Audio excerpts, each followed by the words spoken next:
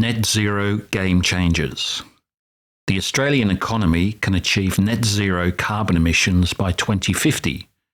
Along the way, the systems and technologies that enable us to meet that goal will forever change how our economy operates. By Chris Sheedy. Article begins.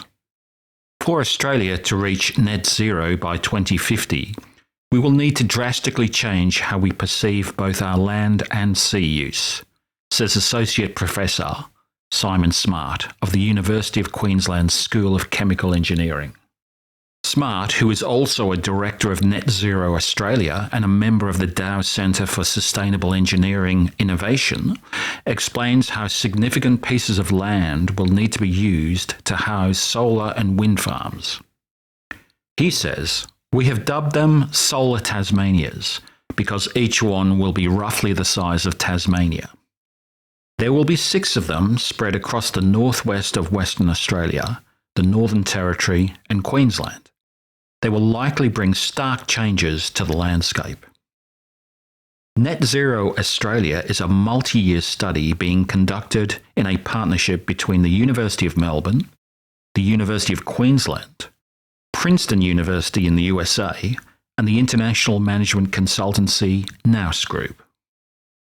Its work so far has considered models that include offshore wind farms, new onshore and offshore transmission lines, and 5 million hectares of new trees.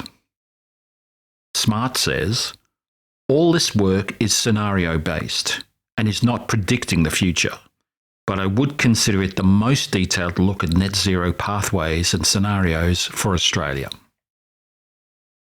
The project's interim results were released in August 2022.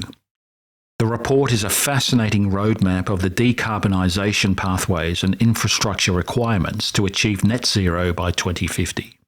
In terms of game changers, Smart says that 3 essentials have emerged. Number 1, rapid electrification.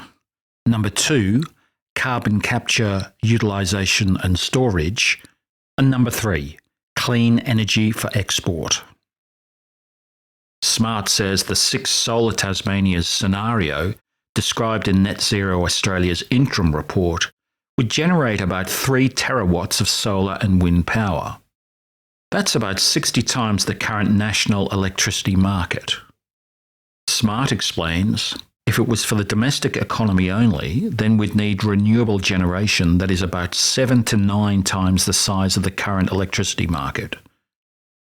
But oversizing allows for an export market. It means we can maintain the same energy value that we export now in terms of coal and liquefied natural gas. Smart says the progressive adoption of more energy-efficient technology and switching to electric vehicles will keep energy demand close to 2020 levels, even with substantial population growth as far into the future as 2060. Carbon capture, utilisation and storage, or CCUS, is fundamental to all scenarios suggested in the Net Zero Australia study. This technology essentially describes the transport, typically by pipeline, of carbon dioxide from where it is produced to a geological storage facility deep underground. Smart explains, CCUS is needed for reducing emissions in those areas of the economy that are difficult or impossible to decarbonise, such as the cement and steel industries. Another example is aviation. It's difficult to make aviation fuel sustainably. The model finds it's more cost-effective to use fossil fuel-based aviation fuels and then offset those with carbon capture and storage. Smart says that Australia's production of clean energy for export will be an absolutely necessary element if we hope to achieve net zero by 2050. He says that Australia is blessed in its capacity to generate renewable energy which can be exported via undersea cables or as green hydrogen or ammonia. Smart explains, ammonia is good and viable now. We can produce clean ammonia, predominantly from renewable resources. We have the infrastructure, and we've known how to make and transport ammonia effectively for 100 years.